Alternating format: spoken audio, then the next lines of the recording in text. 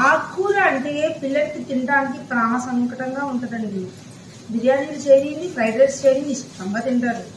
చిన్నప్పుడు అన్నంలో మనం ఏం కలిపితే తినేసేవారు, క్వశ్చన్ చేసేవారు కాదు.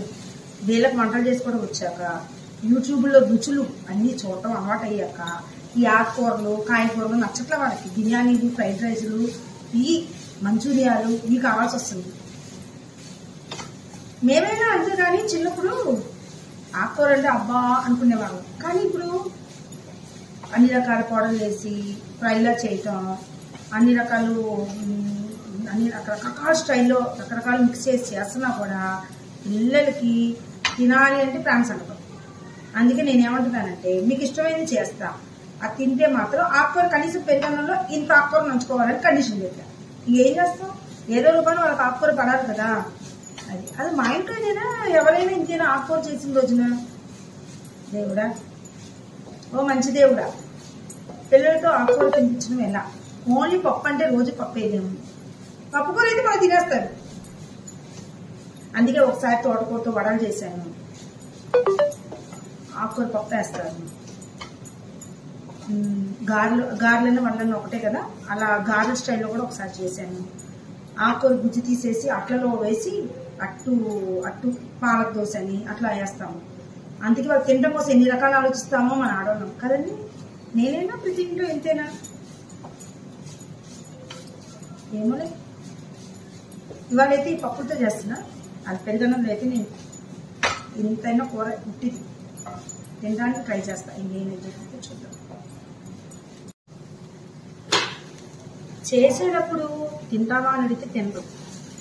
ఇప్పుడు ఈ పప్పుల కారం లాంటివి వేస్తే దీంట్లో నువ్వులు, పచ్చెనపప్పు, చాయమినపప్పు, ఏరుశనగ గుళ్ళు, కొంచెం గసగసాలు, అన్ని ఎండుమిరపకాయలు, అంత జీలకర్ర, వెల్లుల్లిపాయలు కలిపి మిక్సీ చేస్తా కదా, ఇది జల్లంగానే గొప్పని వాసన వస్తుంది. అప్పుడు అన్నంలో అలా పెట్టేసుకున్నాను అనుకోండి, తినేస్తారు. చేసేటప్పుడు మాత్రం ఆకుకూర అంటే ఇవాళ ఏదో పని ఉందిలే అంటారు, లేకపోతే పచ్చడి చేసాము ఇవాళ దాంతో తినేస్తారే అంటారు. ఇప్పుడు ఇది వేస్తాం కదా, చూడండి ఎంత ఇష్టంగా తింటారంటే మీరే చూస్తారు. అంతా కూడా మిగలదు కూడా ఆకుకూర, అంత బాగుంటుంది ఈ పౌడర్ ఎప్పుడైనా మొత్తం ఉడికాక కట్టేసాక వేయాలి. ఎందుకంటే ఆల్రెడీ ఫ్రై అయినాయి కదా ఇవన్నీ, మళ్ళీ ఫ్రై చేసి టేస్ట్ తగ్గిపోద్ది అనమాట. సో నేను ఇప్పుడు ఉడికిపోయింది కదా, ఇప్పుడైతే ఇలా లైట్గా వేస్తున్నా.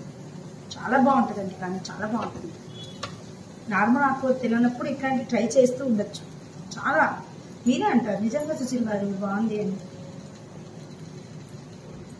నా వంటను అందరూ ఫాలో అవుతున్నారా? ఇవాళ ఏదైనా తయారీ విధానం పెడదాం అనుకున్నా. చూసారా, ఇద్దరు భోజనాలేని సగం వరకు అయిపోయింది. ఫస్ట్ వద్దంటారు, కానీ తినడం స్టార్ట్ చేశాక బాగుందని తింటారు. ఈ చూసారా పప్పులు కారం చక్కగా ఇలా కనిపిస్తుంది, ఎల్లుల్లిపాయలు ఏగినవి. ఎందుకు ఇష్టం ఉండదండి, చక్కగా తింటారు. కానీ వాళ్ళు ఏంటంటే ముందు ఆకుకూర అనేసరికల్లా వాళ్ళకు ఒక అపోహ పడిపోయింది అనమాట.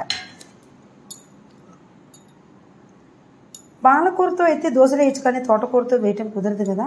సో తోటకూరతో అయితే ఇలా రకరకాలు చేస్తాను. తోటకూర వడలు చేస్తాను, నా తోటకూరతోనేమో ఇలా పొడికూర చేస్తాను, తోటకూర పెసరపప్పు వేస్తాను, తోటకూర మామిడికాయ కలిపి చేస్తాను.